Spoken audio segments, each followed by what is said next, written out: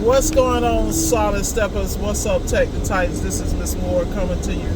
Right now, I am on I-75 North. I was in Bradenton and Lakewood Ranches earlier. I'm actually headed to Tarpon Springs. But I want to talk a little bit about beast mode and beast status. You know, a lot of people call me that, and I'm responding to a comment from actually one of my coaching students. What's up, Maurice? And he said something about it's uncanny, basically, how I can predict X, Y, and Z. Well, I'm going to tell y'all something. Let me explain something to everybody. You can all predict anything if you get out your own way. And the reason I'm saying that is a lot of times in business and life and choices and decisions, people are consumed with emotions. And the reason why I run solo so much in what I do is because Miss Ward is not going to convince anybody of their own success and their ability to get there. Because once again, you know, people I have coached, and not just in this appliance repair industry, but other industries, and in my previous life as a regional, manager and things of that nature, covering multiple states for major corporations. You know, my entire job was to, in my opinion, to keep morale up in my areas and to make sure that I extracted the best results possible from my staff. And for me, it was about me being boots on the ground with them, being able to provide support in those systems because I understood human behavior. I understand that people excel when they feel that, number one, they're appreciated and that they have to buy into the deal. And when I say that, basically what I'm stating is that, you know, you look at how people treat their employees and their staff, or, you know, and things of that nature, and it always reflects in the outcomes of their business. You look at Chick-fil-A. I'm just using them as an example. You know, they have a particular process they use to hire people. They only hire a certain personality type. They only allow a certain caliber person to purchase the franchises. That's a process because of the long-term vision of the company. And when you're in business, I think most, and not just business, life in general, most people do not extract the emotion out of it and not only look at the facts, but look at the areas they need to shore up in their life. Like with me, I'm always moving. I'm sticking and moving on a daily basis. But the reason I'm doing that is because when I was in corporate America, I basically did the same thing. I mean, my job didn't require that I traveled, 99% of the year. That was really a choice because I had markets that were underserved, poorly managed, and the staff had basically been abused, in my opinion. And it was because of cultural differences, misunderstanding, misreading the market, misreading the clientele, and there are things that you learn. And I used to have to tell my staff this all the time. It's so funny because they all call me today, which is hilarious, because they swear I'm their mama, but I'm really not. I tell them all the time I'm trying to wean them off the nipple, but that's an inside joke. The reality is that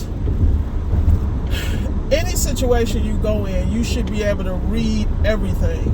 In order to read it, you got to take out your personal stuff and your personal opinions. Like, people meet people all the time and they judge them. Like, for instance, people meet Miss Ward all the time and they think I'm just some banal creature or something. I don't understand, but it doesn't bother me because I've always used other people's underestimation of my abilities to be extremely successful.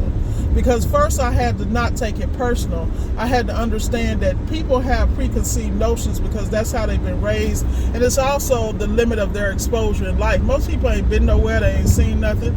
I mean, you see it when you go into customers' homes and how they live and how they handle you and how they talk to you and how they treat you. You know, the customer homes you go in where they offer you, they're hospitable, they offer you something to drink, they want to make sure you're good. I mean, I have customers ask me to sit down and take a break and all this other stuff. And, that's nice and dandy, but I'm there to handle my business and get paid. Now, I'm never going to lose sight of what my objective is, but that don't mean that I can't be appreciative of the treatment. And I tell them all the time, thank you for the hospitality, because they're inviting you in their homes. And people don't have to do that. And why am I saying this? I'm saying this because a lot of times people misunderstand what the gifts and the blessings are. When you're in business, you have to understand, you want to think it's all about you, but it really ain't. There are people, you're working in a sea of people and environments where anything can change the course of your life and the course of your business. So at all times, you should have your spidey senses up, you should have your energy in check, and you should make sure that you're executing at the best level you can. Now, of course, you're not going to be perfect because no one is. But at the end of the day, you got to have your game tight and you got to have your game face on. So you should always be taking in your surroundings and growing and changing. And when I say that, I could easily be sitting in South Florida, which is where my home is based, and I could be scouring those counties and areas around me, but I was smart enough to realize that how huge my state was and how there were so many areas of opportunity if I would just expand and explore those and provide a level of service that other people don't. That means I have exclusive clientele. I only deal with high-end and people who have the discretionary income to pay me. I never have to worry about pushback on my price because, first of all, I'm showing up elite, period. And I'm not going to be playing them games. While everybody else figuring it out, I'm getting it. And that's just how I move and how I live. And the thing, how did I become that way? I became that way because when I was in corporate America, y'all got to realize I was in automotive for 30 years. Yes, I'm dating myself, but I know black don't crack, so I'm not worried about it.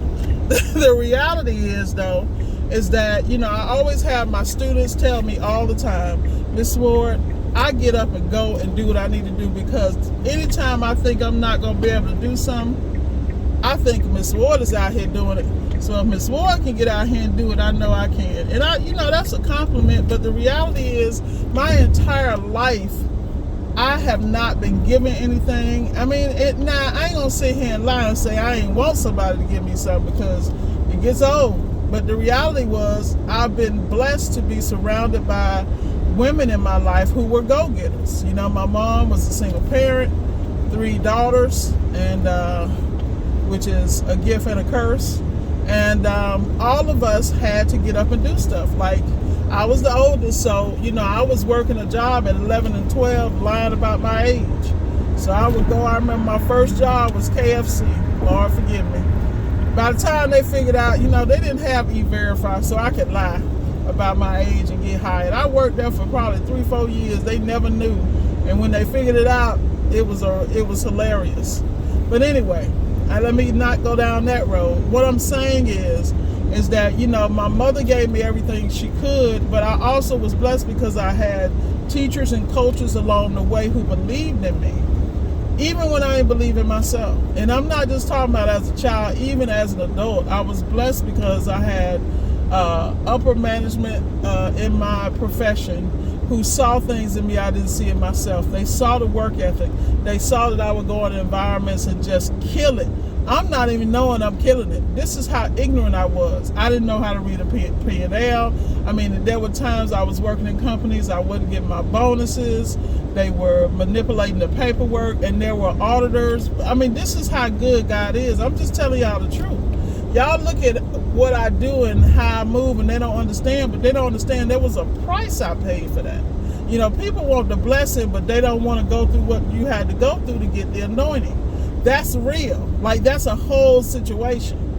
But what I'm trying to explain is every opportunity in your life, you have an opportunity to excel and not only be great, but you have an opportunity to be the best person you can be.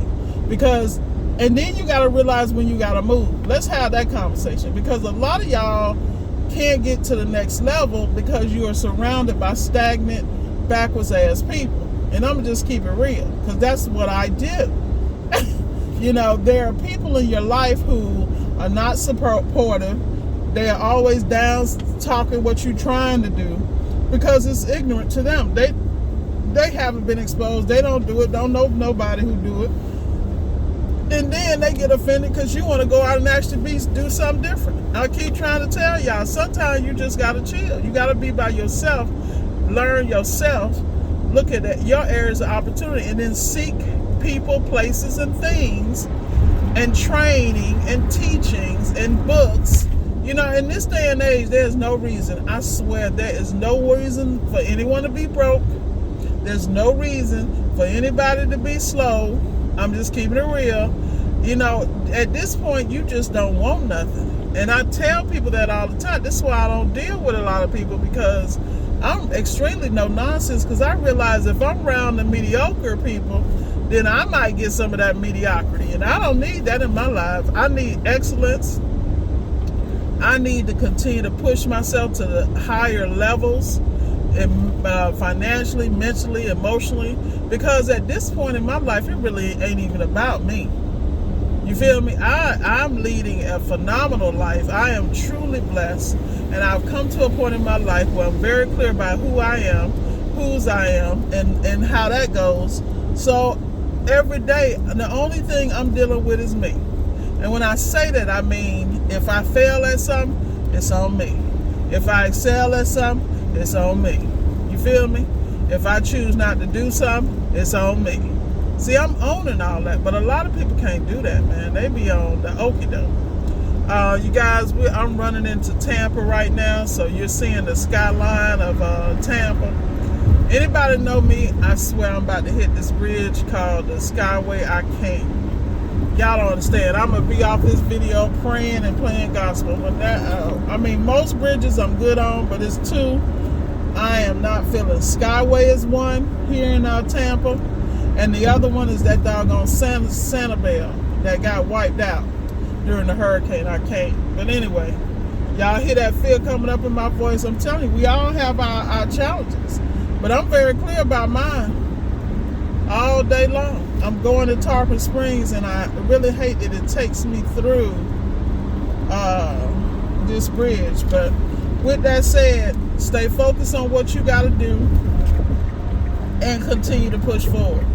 You know, the gist of this conversation is that we all start somewhere. But if you don't keep getting up, you ain't going to get nowhere. Trust me. So like I said, keep getting up, keep pushing forward, keep enhancing yourself, your skill set, your knowledge, all that good stuff, because it's going to all come in handy one day, and you're going to be like, where did this come from? Well, you were building it all along. Be blessed. This was signing off.